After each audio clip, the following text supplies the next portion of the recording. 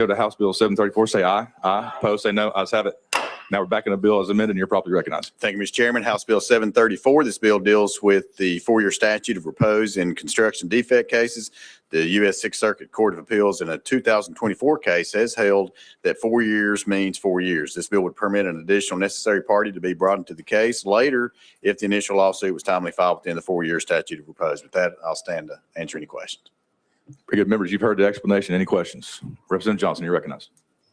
Thank you, Mr. Chairman. So in the case of something like, say, the foundation, which you may not find until quite a bit later, that they would not be able to do anything after those 4 years about if there's a problem found in the foundation. Chairman Hicks. With my understanding, that would be the case. 4 years would be 4 years. Thank you. Very good. Members, anyone else? Any additional questions? Any objections to the question? Seeing none, members, look like we'll be voting to send House Bill 734 as amended to calendar rules. Madam Clerk, open the board. Members, all those in favor vote aye. All opposed vote no. Has everyone voted? Anybody wish to change their vote? Madam Clerk, take the vote. Mr. Chair, you have 13 ayes, 3 noes, and 0 present not voting. Very good. Members, House Bill 734 as amended is moving to calendar and rules. That brings us to item 3, House Bill 2270. You got a motion and a second. I'm looking at House Amendment 14001. Yes, sir. That's correct. That's it. All right. Members, got a motion and a second. We want to go ahead and adopt that amendment. Any opposition? All right. Very good. All those in favor of adopting House Amendment 14001 to House Bill 2270, say aye. Aye. Opposed, say no. Ayes have it. Now we're back on the bill as amended, and you're properly recognized. Thank you, Mr. Chairman. This is House Bill 2270. The issue that we have before us is Tennessee children are facing an unprecedented mental health challenge and safety risks linked to social media, online gaming platforms, and other digital technologies. The Tennessee Attorney General's office is actively investigating and litigating cases against digital companies for harm to minors. In connection with the resolution of those legal claims, the state may receive significant proceeds. So the solution would be to create the Children's Digital Protection Fund, or the CDPF. And this fund ensures that money recovered from the tech companies that harm minors is reinvested directly into protecting and restoring the mental health and safety of Tennessee children. So what the fund does, this fund will allow the General Assembly to appropriate funds for mental health services and treatment for minors, suicide prevention initiatives, research on the impact of social media and technology on children's mental health, law enforcement resources to combat digital exploitation of minors, as well as education programs for parents, schools, and communities, and support for Tennessee's K-12 Mental Health Endowment Fund. I stand to answer any questions. Very good. And I have Leader Lambert, your first on the list. Move previous question. Very good. Previous question has been called. We have objection. Members, all those in favor of previous question, say aye. Aye. Opposed, say no. Ayes have it. Previous question prevails. Members, looks like we'll be voting. Madam Clerk, open the board. Looks like we'll be voting to send House Bill 2270 as amended to Finance, Ways, and Means. All those in favor vote aye. Opposed, vote no. Has everyone voted? Everyone wants to change their vote? All right, Madam Clerk, take the vote. Mr. Chair, you have 13 ayes, 0 noes, and 2 present not voting. Very good. House Bill 2270 as amended is moving to Finance, Ways, and Means. Good luck in that committee. Thank you, Mr. Chairman. Committee. Very good. All right. Moving on. All right. Members, if without objection, let's move to item 6. That's House Bill 1649. Ma'am, you got a motion and a second, and I don't see any amendments on this bill. You are properly recognized. Thank you, Mr. Chairman. Today, I'm presenting House Bill 1649 to ban kratom in all forms in Tennessee. Last year, we passed HJR 147 with bipartisan support to ban or regulate kratom. Kratom is a tropical tree native to Southeast Asia. In the United States, it's sold as fresh leaves, dried powder, capsules, tablets, extracts, and concentrated shots. Kratom contains compounds that activate opioid receptors in the brain, metrogenine and 7-hydroxymetrogenine, and is often referred to as gas station heroin. It can be 13 times stronger than morphine. At low doses, it has stimulant-like effects. At higher doses, it has sedative opioid-like effects. This bill addresses the growing public health and safety concerns surrounding kratom, often marketed as a natural supplement, but natural does not mean safe. The FDA maintains firm stance against the use of kratom, natural and synthetic, stating it is not safe and has no approved medical use and carries significant risk. The Center for Disease Control states that kratom is an emerging health threat for potential overdoses, addiction, and contamination. The Drug Enforcement Agency lists kratom as a drug and chemical of concern with potential of abuse and safety risk. The total ban is supported by Tennessee Medical Association, Tennessee Association of Alcohol, Drug, and Other Addiction Services, the TBI, the Sheriff's Association, Chiefs of Police, Tennessee Fuel and Convenience Store Association, and the Foundation for Drug Policy Solutions. This bill does 6 things. It prohibits the sale and distribution of kratom, metrogenine, 7-hydroxymetrogenine, and all derivatives in Tennessee. It establishes criminal penalties and strengthens oversight. It strengthens death investigations by requiring a county medical examiner to test for the presence of kratom during an autopsy when the suspected cause of death is a drug overdose. It expands toxicology testing in medical settings, requiring physicians who order toxicology testing for suspected drug overdoses or suspected neonatal abstinence syndrome to include testings for the presence of kratom. It updates workplace drug policy, requiring the Tennessee Department of Labor and Workforce Development to promulgate a rule adding kratom to the definition of a drug. And number 6, it designates this act as Matthew Davenport's law, effective date July 1st, 2026. Thank you, Mr. Chairman. Very good. And thank you for that explanation. Members, we have testimony on this bill. We want to go ahead and go out of session and hear from our guests. Any objection? All right, seeing none. We're going to go out of session and hear from Karen Davenport. And I have Nicholas Conley, Matthew Bruin, and also if we could bring up Jack Henningfield, Heidi Sikora, and Sheldon Bradshaw.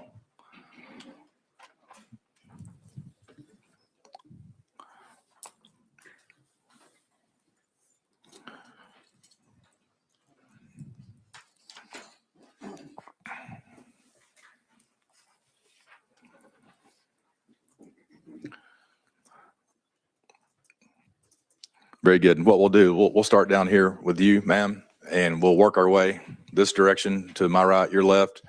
Each of you just introduce yourself. You'll have 3 minutes to say what you need to say.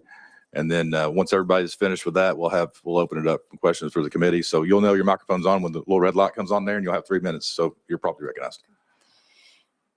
Chairman and members of committee, thank you for allowing me to speak today. I'm Karen Davenport. I'm a nurse practitioner, a mother, and a grandmother, and I'm here today because my 27-year-old son, Matthew Davenport, died unexpectedly 2 years ago today. On this very day at 5:30 in the morning, we got the call that no parent wants to receive. Matthew was one of my twins. He was kind and thoughtful, and a young man who struggled with anxiety and depression. He was working hard to rebuild his life after overcoming alcohol addiction. He was living in a sober home and actively continuing with his recovery. As a nurse practitioner, I believe that I understood the risks my sons might face, but I never heard of kratom until the day we lost him. Like many families, we did not realize the risk because kratom is often marketed and sold as a safe, natural product. Matthew was found unresponsive in his bed, and despite attempts to revive him, he could not be saved. The Hamilton County Medical Examiner determined that Matthew died from intoxication involving prescription diphenhydramine, duloxetine, Cymbalta, buspirone, and a dietary supplement called metrogenine. The manner of death was ruled as an accident. The metrogenine we found in Matt's car was sent to the University of Florida and analyzed by Dr. Christopher McCurdy, finding it to be pure leaf kratom.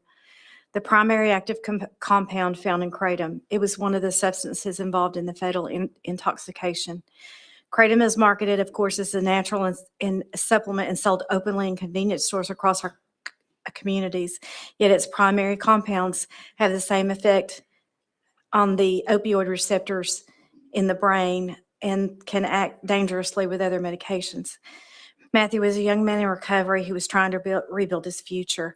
It's such a paradox that kratom is illegal to import into the United States, yet this substance is sold openly in convenience stores on every corner and in vape shops. It became part of the combination of drugs that ended my son's life. Nothing this committee does today will bring my son Matthew back, but what you do here today may determine whether another Tennessee family has to experience the same loss. Thank you for listening. And thank you. Sir, if you would introduce yourself, you have 3 minutes. Sure. Good afternoon. My name is Nick Conley. I'm a physician, board certified with family practice and with addiction medicine, also holding degrees of fellow in the American Society of Addiction Medicine and the American Academy of Family Practice. I'm medical director at Apex Recovery, which is a multi-center inpatient and outpatient, seeing approximately 120 folks a day. I did want to take time this afternoon to talk to you about kratom and about mirtazanine. We are seeing a distinct uptick in the amount of kratom treatment that is coming through our facility, both solo kratom and kratom combined with other substances. I did want to take a point to kind of hit a little bit on what does make kratom unique. We do see interaction with opioid receptors, also interaction with dopamine receptors. This does create a rather unique withdrawal profile that does take a bespoke way of treatment. So traditionally what we've used for fentanyl is not comprehensive enough to cover all withdrawal that we're seeing. In addition, the cytokine P450 pathway, not to get too much into biochem lecture on it, but your body has certain enzymes that is able to metabolize different chemicals in the body. Way to think about this, if I handed y'all a flat pack from IKEA, you could put together the chair, no issue. If I gave you 5 of them, you're gonna have to choose which one you go to first. And that allows the other ones to start to ramp up or kind of overflow. And that's one thing that we're seeing with this, particularly Benadryl, the diphenhydramine, duloxetine are metabolized through the cytochrome P450 pathway.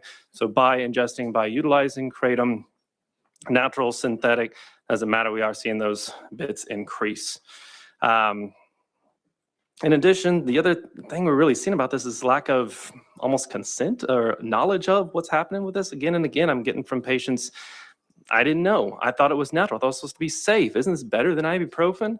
But yet, stop using, delay in use, and we're starting to get into horrible withdrawal symptoms that we're then having to treat and engage with. We're seeing folks losing time at work. In some cases, a urine drug screen at work wasn't positive, and unknowingly, I was using substance I didn't know. Now we're engaging in treatment. And so this is harming real Tennesseans on a daily basis and at an increased rate.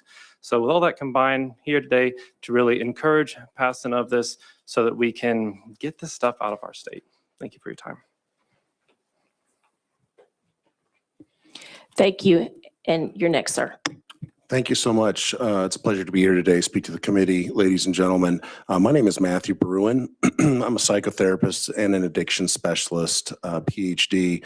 I'm also the principal and CEO of Apex Recovery.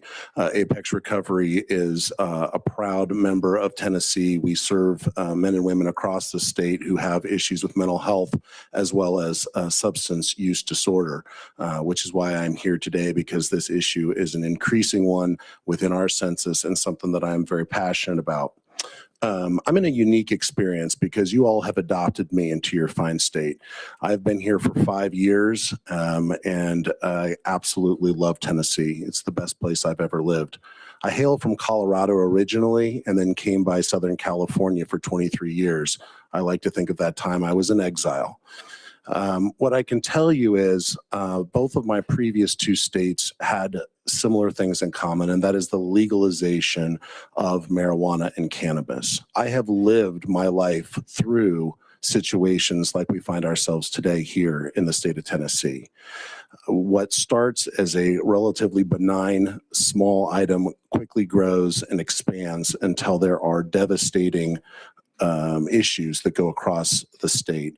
And I would like to not see that repeat here in the state of Tennessee. You'll hear some arguments today, 2 of them being that somehow kratom leaf differs from 7-OH. I want to assure everyone that the distillation process and the synthesization process is no different from cocaine to crack or from hashish to cannabis. Cannabis at one point had 3 to 5% THC content. Today, there are places in this country that have legalized 90 to 95% amounts. We're seeing that same thing with kratom. Finally, I want to touch base just from a personal level. I want to tell you two quick patient stories. One about a man who lost his wife and family who was ingesting 5 big gulp glasses of, yes, loose leaf kratom daily. It is extremely addictive. And finally, I'm joined in the back row by my beautiful wife and daughter. My daughter had a individual who actually went to her school for a short period of time and happened to find his way into my rehab center just several weeks ago. He told me and asked me to tell you guys that as a individual who started smoking crack cocaine at age 13 years old, the most high he has ever been is on kratom. That young man has done every drug in the arsenal, and that was his comment. So I ask you all today, would you all want your sons and daughters to use this legally? Thank you for all your time. You're next, sir. Thank you. Hi, I'm Jack Henningfield. I'm from Baltimore, Maryland, at Johns Hopkins University School of Medicine, formerly with the National Institute on Drug Abuse. I'm trained in addiction science, been doing that for 50 years.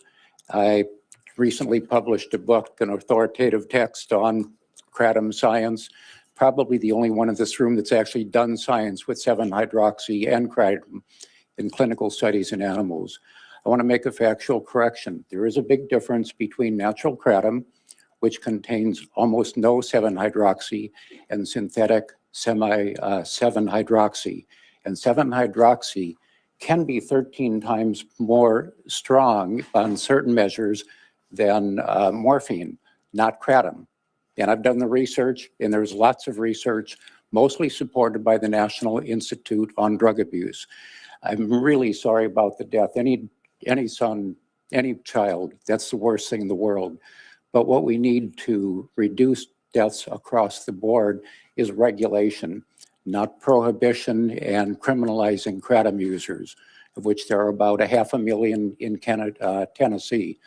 I'm in agreement with the FDA and the Secretary of Health, who in July released a report saying 7-hydroxy is a serious problem. It has opioid effects. We can call it an opioid. By the same criteria, kratom does not. And I've done my reports submitted to the FDA and DEA, and I concur with them. And the Secretary and FDA Commissioner also said 7-hydroxy is the problem. They said our concern is not kratom. And they sent a letter to colleagues across the nation stating that fact. You can get my report, you can get the FDA report, and the FDA report will verify everything that I am telling you today. So most overdose deaths in this country are polypharmacy. The medical examiner did not say it was a kratom death that happened to Mr. Carpenter. They list several drugs that were in the system. I think other drugs are the most likely cause of death. FDA's own statement on kratom lethality risk is, and I quote, deaths associated with kratom are rare and generally involve other substances. And right now we've got more than 20 million people using kratom. To illustrate their point, the FDA Commissioner and Secretary Kennedy included a chronic pain patient on their panel. And they wanted to make the point that even this is not an approved drug, people like her use it on a daily basis to manage pain, in some cases treating addiction. And that's what my colleagues are studying at Hopkins, and the National Institute on Drug Abuse is studying. How do we treat addiction? The most recent study that was another study just on that. So there's a big difference. I'm going to quote the FDA Commissioner. There is a world of difference between kratom and 7-hydroxy. So please take action, make regulations, ban 7-hydroxy as 19 other states have done. Thank you, sir. That's all the time you have. Ma'am, you're recognized. Thank you so much. Chairman Farmer and members of the committee, I really appreciate the opportunity to speak to you today. My name is Dr. Heidi Sikora. I'm a doctor of nursing practice, retired nurse practitioner, and healthcare executive. I volunteer as the Chief Scientific Officer for the International Plant and Herbal Alliance. I want to begin by expressing my condolences to the Davenport family. Losing an adult child is a loss no parent should have to endure. Honoring Matthew's life requires that we tell the truth about what happened to him. The official Hamilton County Medical Examiner's report lists diphenhydramine, also known as Benadryl, mitragynine or mitragynine in kratom leaf, duloxetine, and buspirone intoxication. Mitragynine or mitragynine, the primary alkaloid in the natural kratom leaf, was included in the list of substances, but was not listed as the cause of death. The report did not identify the primary cause of death, except to say that it was intoxication by the multiple substances.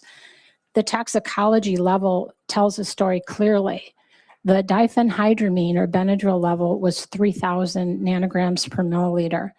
That level alone is a fatal level. So if he had no other substances in his system and had that level, it could have led to his death. Duloxetine and buspirone were also markedly elevated. These medications cause serious interactions, not just additive, but they actually multiply the interaction. And they can cause fatal central nervous system depression, cardiac arrhythmia, and serotonin toxicity. The manner of death was ruled accidental, not poisoning by kratom. There is no known mechanism by which kratom leaf causes sudden death in humans. In this case, does not establish one. I know it's not the Davenport's family intention to harm anybody or use Matthew's memory in that way, but that will be the outcome if a ban is passed. People like Jennifer Gillis would be hurt the most. She traveled here twice from Memphis, but her transverse myelitis, which causes spinal cord inflammation, if you can imagine that type of pain, does not allow her to travel a third time here to speak. The medications available to her cause sedation and actual gait instability. Those are risks that she just cannot take. Natural kratom is the only option that she can tolerate that helps her function safely. A ban would remove the one tool she has left. A ban, HB1649, would ban the plant itself, harming thousands, tens of thousands of Tennesseans who benefit from kratom for stability, pain relief, and maintaining sobriety. Thank you, ma'am. That's all the time you have, and appreciate I your testimony there. appreciate you. Sir, you're Thank you. recognized. Thank you, Chairman, members of the committee, for the opportunity to be here to testify in opposition to House Bill 1649, which would ban the natural botanical kratom. My name is Sheldon Bradshaw, and I represent Botanicals for Better Health and Wellness. I'm an FDA regulatory attorney and previously served for many years as the Chief Counsel of the United States Food and Drug Administration. The organization I represent advocates for evidence-based regulation of plant-derived products. As a result, the organization fully supports banning 7-hydroxymitragynine, which the state of Tennessee actually already has done, but supports common sense regulations on the natural botanical kratom. Kratom is a botanical in the coffee family that has been safely used for centuries in Southeast Asia and for decades by over 20 million individuals here in the United States. And I also want to echo something Dr. Henningfield noted about the testimony in favor of the bill. It seems to erroneously equate 7-OH and kratom. They're two very different and unique substances. They're not the same. And the safety risks that you raised are solely attributed to 7-hydroxy and are not associated with kratom. Importantly, 7-hydroxy is a synthetic drug. Kratom is a natural botanical. First, the misconception about the two was perpetuated by the 7-OH industry itself, which used vignettes of kratom leaves. They called their products kratom. They called them natural, but that was a canard. And it had three purposes. One, to mislead consumers who thought they were using a natural botanical with a long history of safe use, to falsely suggest that they have the same safety profile, and to shift the blame for adverse events from 7-OH to kratom. Second, when kratom leaves are first harvested, they don't even contain 7-OH. 7-OH only happens post-harvest through oxidation and only in minor trace amounts. But entrepreneur and chemists discovered that if they take mitragynine from the kratom plant and force and expose it to toxic reagents like the ingredients you would find in Drano or pull shark or bleach, those oxidizing chemicals would convert the mitragynine to 7-OH. And so what 7-OH is, rather than the 0.0002% of 7-OH that you would find in post-harvest kratom leaves, it's now 95% or 94% pure 7-OH. They're very different. And I think a simple analogy nicely illustrates the difference between the two.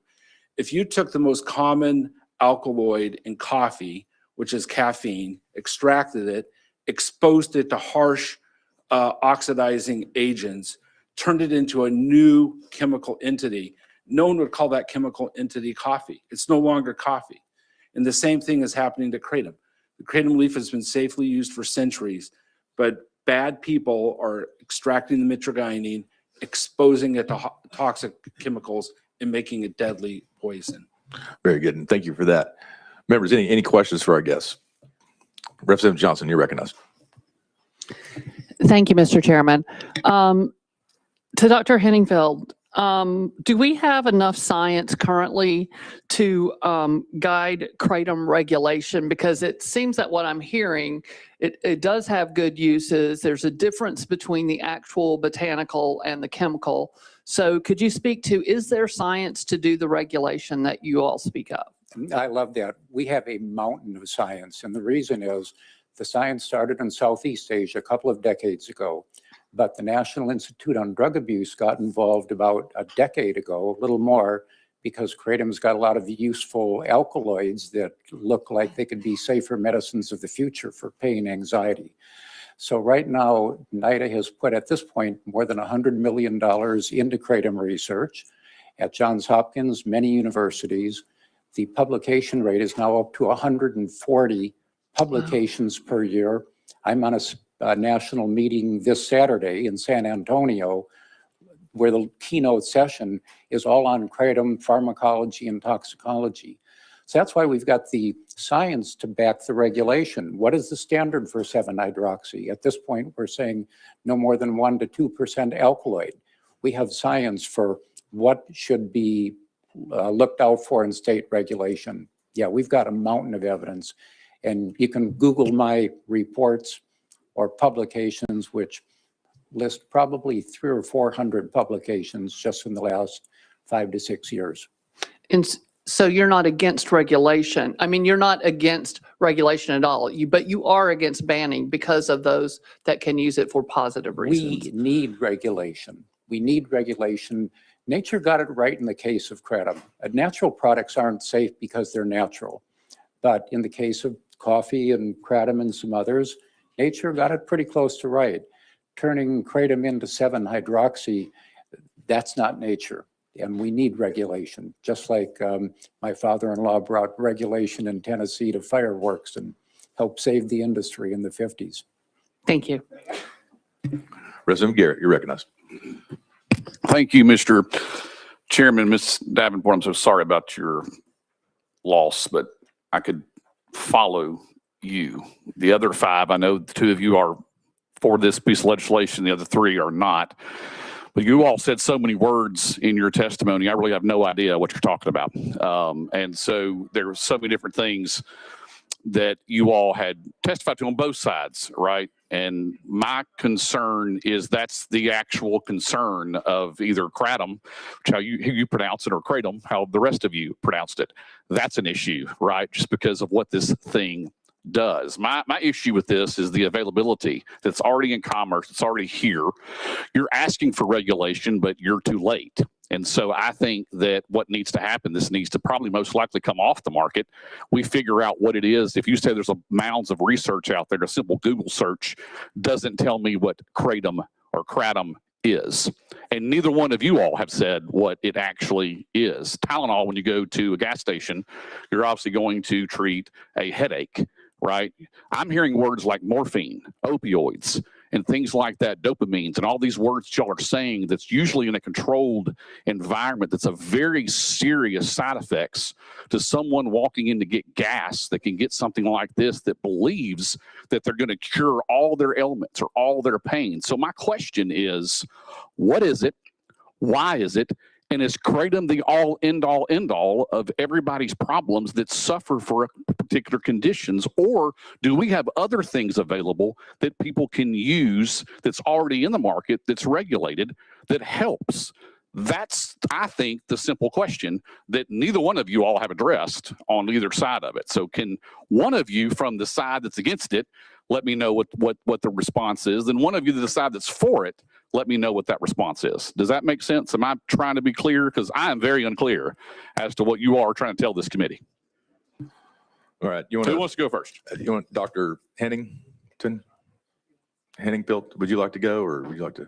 When I talk about kratom, I'm talking about the natural leaf, nothing that's been chemically changed.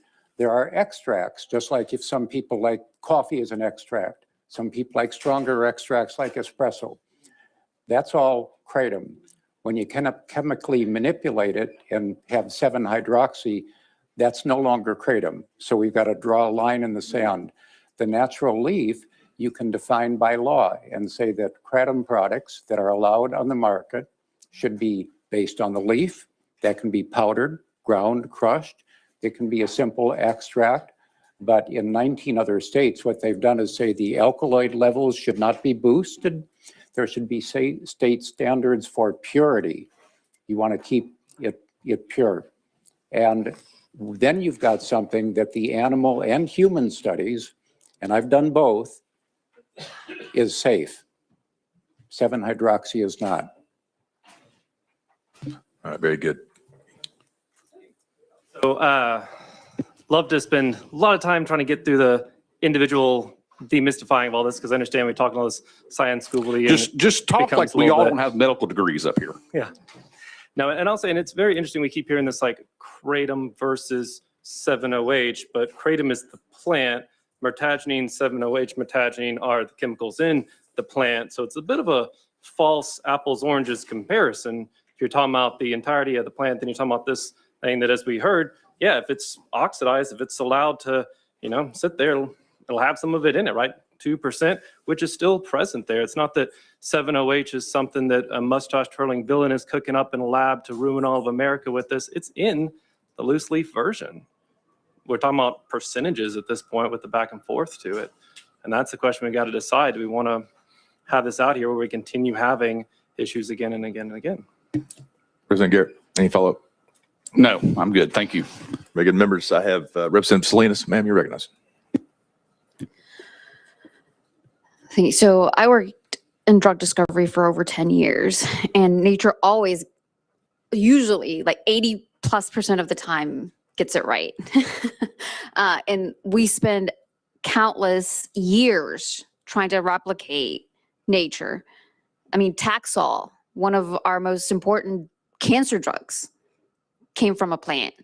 And the reason why we had to modify it and try to get the drug is because it's small percentages, which 7-OH is in small percentages in the kratom plant. Is that correct?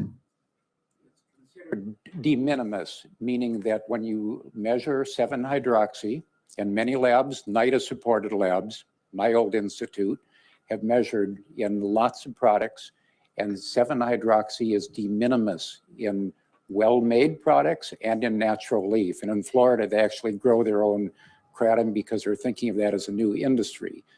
7-hydroxy, but everything, this water is not distilled water. It has a level that's allowed for contaminants. That's what regulation does. It sets standards. And so we need a standard to make sure that you can't, no matter how much kratom you consumed, you would not get a harmful amount of 7-hydroxy. State standard can do that. Representative Salinas, any follow-up? Yeah, and I've heard y'all say multiple times that you're not against regulation on the 7-hydroxy version of the alkaloid, and you didn't bring up this bill, so you didn't have control on what gets in the bill or doesn't get in the bill. Do any of the other alkaloids bind the mu receptor, the opiate mu receptor? Yes, several do. And mitragynine does, and we call it a partial agonist because it has a very weak effect. So I did an FDA model study with rats where we tried to find this lethal dose of, sorry about this discussion, of mitragynine. We pumped as much mitragynine as we could, given the size of the rats. There was no lethal dose. The comparator was oxycodone. Animals in that condition by the FDA recommended doses died. 7-hydroxy, on the other hand, you can kill animals with. And 7-hydroxy has the characteristics that is fueling the opioid epidemic. Powerful brain reward in animals. Again, rats, my favorite animal subject, and people. Mitragynine does not. Mitragynine actually reduces animal taking of morphine. Mm-hmm. All right, Representative Salinas, any follow-up? Yeah, no, thank you for that clarification, because I think that dictates the binding affinity of those, the receptor to that molecule dictates everything that happens after. So thank you for clarifying the other alkaloids in comparison to 7-OH. Yeah, and again, it's partial. Naloxone binds, but it's very different from morphine. Very good. Members, anyone else have any questions or comments for our guests? I'll have no one on the list. All right, any objections going back into session? All right, seeing none. I appreciate you all being here. We're back in session. On the bill.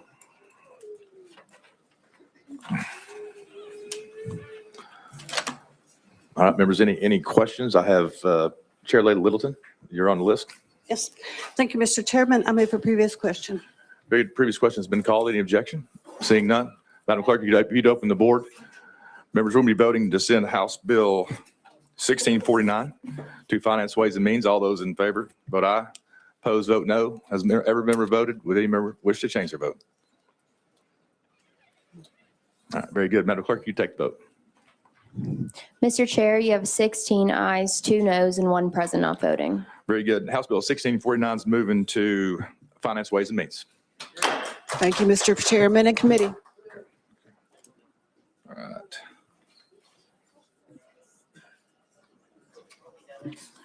Members, we could move to item 7. That's House Bill 2109.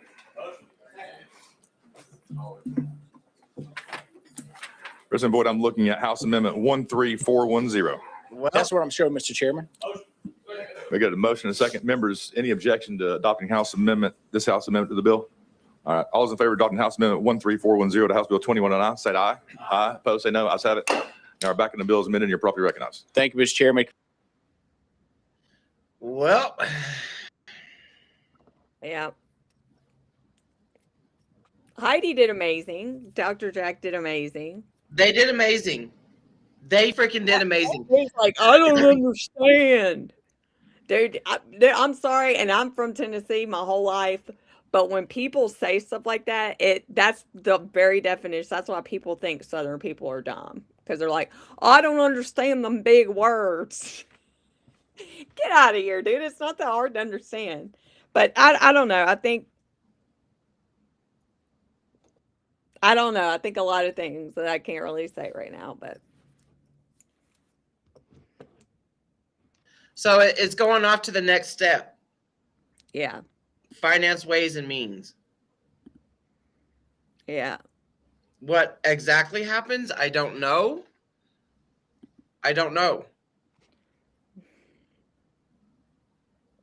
Because this bill had a fiscal note attached to it. So when it goes to the Finance, Ways and Means, does that come into play when they go there? Yeah, I think it goes to finance and then they approve the fiscal note. And then it still would have to go through, I guess, like another thing after that. You know, maybe Senate. I don't know where it goes after that, after finance. I don't know either. When these hearings happen, I always wait for the AKA to post up like instructions and directions on what to do next, what's going to happen next, all that stuff. Because every damn state is different. And I don't want to give out, misinformation. So Yeah, it's moving on to pass to the next step. Yeah. Yeah. But I mean, this bill did have a lot of sponsors on it. A lot. Yeah, so I mean, those sponsors ain't budging. Yeah. I Like, don't they even don't give a when shit I don't about even that. like answering that question because of what happened to Marshall Price in Arkansas and what happened to Shayna Brown. Like having if it's scheduled 1 in your state, you're looking at jail time. You know, Marshall Price got 10 years in prison and then 3 weeks later he was murdered. You know, and then Shayna Brown got she sat in jail for 9 months while us in the Kratom community gathered up enough money to bond her out and hire her new attorney. You know, and her bond was $1 million for 250 grams of Kratom. You know, Marshall Price only had 200 grams of Kratom. But he is no longer here on this earth. Because of Arkansas and Alabama having a Schedule 1, you know, classification. And it's just like, my thing that pisses me off every single time that we, go through these hearings is like, these people are in the position they're in because they were voted in to take care of their constituents. They don't give two shits about Tennesseans. Like, they don't give a shit about the people that can't get opioids and that are suffering. They, and I mean, I'm sorry, the adult person that this bill is named after did not even pass away because of Kratom. Right. And this is the first time in her testimony that she's ever mentioned Benadryl. And then, the whole, we sent off the Kratom in his car. Yeah. To be, in his car. That was not in his system, sister. Just saying. Yeah, I don't know. I had a feeling it was going to pass anyway today. So I'm not shocked, but it does bother me that they literally, what two people asked questions and everybody else just didn't give a shit about their constituents. About me. About, don't even give a shit. I tell you, I'm glad I'm not there today. I think I would have been a little upset. We'll find out about Idaho tomorrow morning. At least Idaho wants to hear from people. Hell, Yeah. Tennessee cut us the fuck off. I mean, I'll say that, and I will say that a lot of these places will at least listen. Tennessee didn't give a shit. They cut us off that first week. They didn't even hear us last week. Yeah. It's like, and then, they only let 3 people speak today. And it's like, we had a lot of advocates show up, and I'm sure everybody wants to have their voice heard because I don't know. It's so frustrating.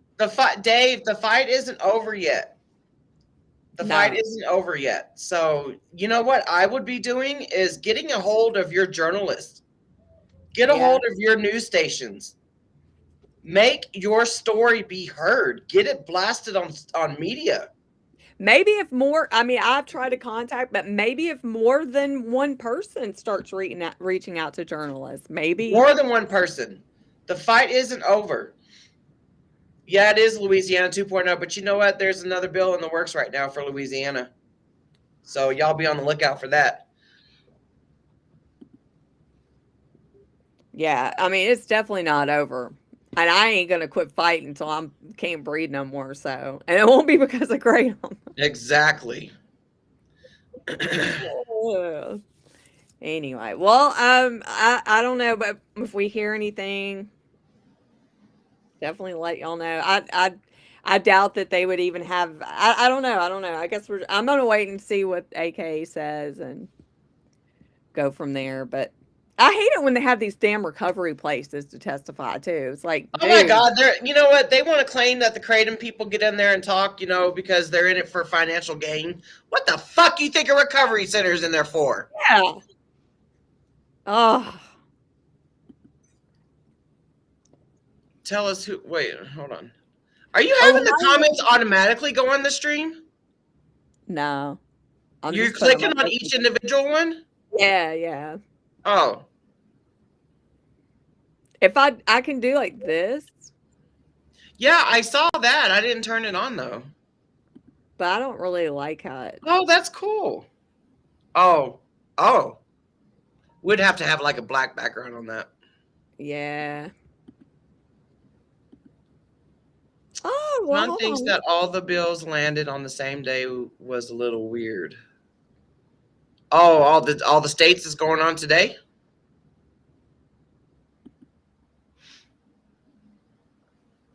That's pretty cool. Yeah, that is pretty cool. I like that better than it going on the bottom of the screen. That's pretty cool. I don't know which one I want. Okay, here we go. All right. Okay. Yeah, yeah. That was cool. I like that. Jennifer, I am so sorry. That's I am so sorry. I didn't know that. That's so messed up. That's so messed up. I don't have any updates about Illinois. I don't know. I just, if people just open their fucking eyes up. That's the problem. Thing of it is that don't sit back and wait for somebody to advocate for you. Don't think because it's not in my backyard, it's not going to happen to me. We've seen it time and time again that it does. Like, look at Jen right now. Look at Jen right now. Yeah. And all the folks in Tennessee. Look at what freaking Laura went through in Utah. Man, I tell you, I'm holding up all right. I'm not going to say I have faith in the system, but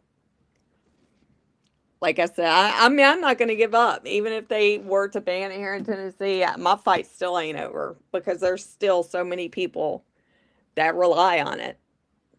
I won't shut up about it until my last breath. For you folks in Tennessee right now that don't know what to do, go to your representative. There should be options on your rep's page to set up a meeting. You could do that. Yeah, apparently they're real big about Tennessee's big on their constituents. So I mean, if you reach out to your local reps, I guess they want them votes at the end of the day. But yeah, send an email to your local reps, no matter where you are. Yeah, no matter where you are. If you're in Tennessee, if you're in, Timbuktu. You could Google the Tennessee and Kratom and see what news stations have picked up on the stories. Email those journalists in the articles. Yeah. Emails work. Emails truly do freaking work. Yeah. Maybe not all the time, but they do. And I feel like the more emails, brings like the more attention. Kind of like, algorithm and social media. It's like the more they hear it, the more it kind of stays with them.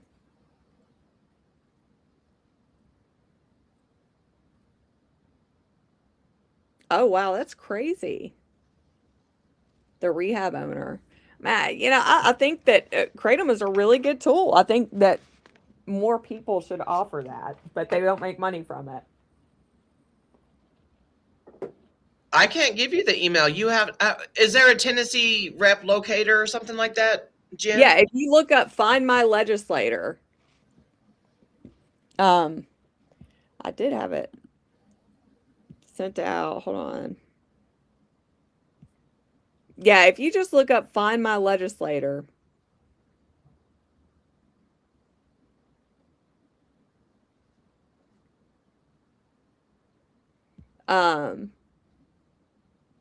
I'd sent out an email with that, but I'll put it on put the link in the comments, so you'll be able to click on it afterwards. Yeah, after we're live, you can click on it and find your legislator. And it'll tell you who it is, and you just click on their email and, send them an email.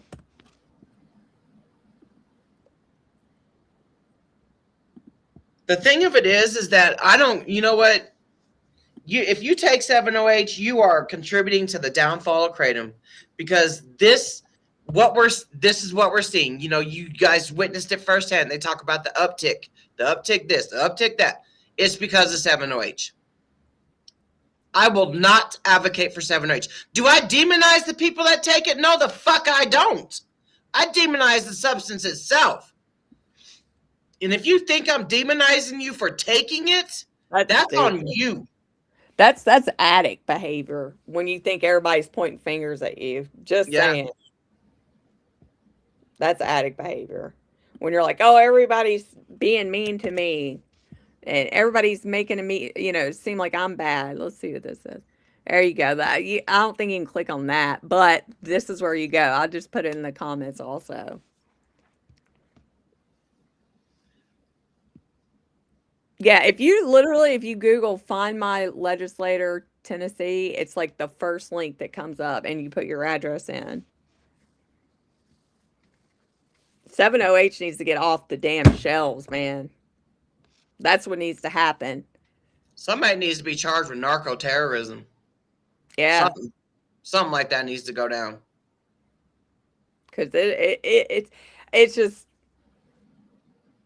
bringing it down. I mean, like in Idaho earlier, talking about the last 2 years. Duh, it doesn't take a freaking genius to figure out why it's been in the last 2 years that all these calls and shit have been so increased. It's like, dude, 7OH. I don't even agree that 7OH should be sold online, Mike. You don't even know. Like, the 7OHs want to say that, if 7OH is banned, it goes to the black market. It's already a black market product. Yeah.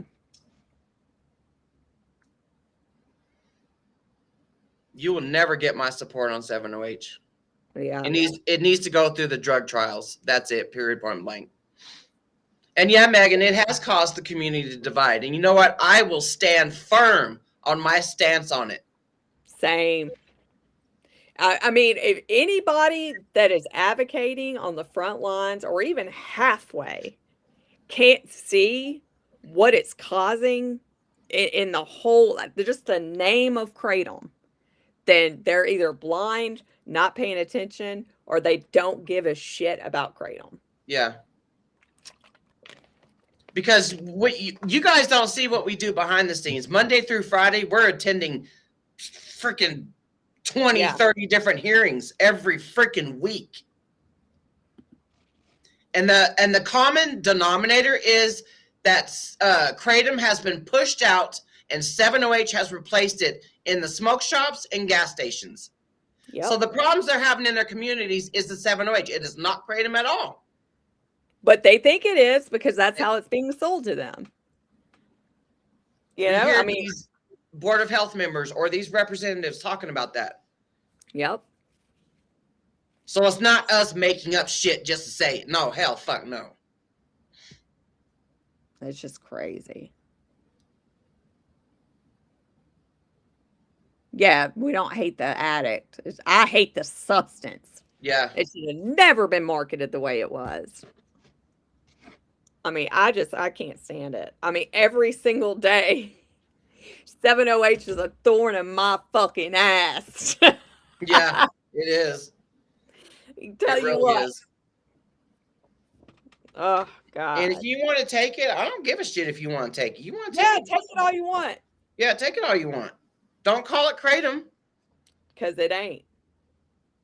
And I damn sure don't see you motherfuckers at the damn hearings. Lying asses. And don't keep trying to call it Kratom so that people just start believing. Just because people keep on saying something, don't make it true. I can't stand that shit. That's some, reverse psychology shit. It is not Kratom. It can always be changed. A band can. It's hard. It is hard. Yeah. Jen and I went to Arkansas last year with some other advocates as well, and we wanted to change the Schedule 1 status over there, but nothing happened because the legislators heard from a lady from the Department of Health saying that freaking the Arkansas governor, what the hell's her name? Sarah Sarah Huckabee Sanders said that if this bill goes to Sarah Huckabee Sanders' desk, we got word that she's going to veto it. But I mean, it was very hopeful. It was. If it weren't for, old Sarah. Yeah, that's the thing. Like what Dee just said right here. Like people are going to stores and asking for Kratom, and they're walking out with 7-OH. Yeah. And most people have no idea. Yeah. So many of my TikTok commenters that it all started with that free sample. Or they went in just like Dee's talking about, and they went in and was going to buy their regular, bag of Kratom, and the clerk said, "Here, we got a more potent form of Kratom right here. Try this." Ohio, it already passed, but we're going to stream it after Arizona, I guess. Yeah, we'll stream it after Arizona. Yeah, because Idaho lasted a little bit longer than what we thought, and so we're having to play catch up. Yeah. Yeah. But speaking of which, I just realized what time it was. I'm gonna go eat lunch and do my laundry because of Kratom, and then we'll be back for Arizona. Yep, and I'm gonna go eat lunch and do my dishes because of Kratom. That's right. So we will see you guys in about an hour and a half or so. So just look for, Mike, what's going on? No, Ohio's trying to pass the KCPA. So they already had a proponent's testimony. Now today was the opponent's testimony. So it's going to be a kicker. Yeah, I'm mad too, but it's not over yet. It's not over yet. Yeah, it's not over. Fucking hella mad. And plus, I don't know what I'd have to do. I'd get my ass down to that Capitol because I'm telling you, I will chain myself to the Capitol door if I have to. It ain't over yet. Tennessee ain't going down without a damn fight. I'll tell you that. Woo! So, y'all see some crazy ass cripple lady chained to the Capitol, you'll know that they went ahead and passed it all the way through. We had to bond you out. Yeah. All right, everybody.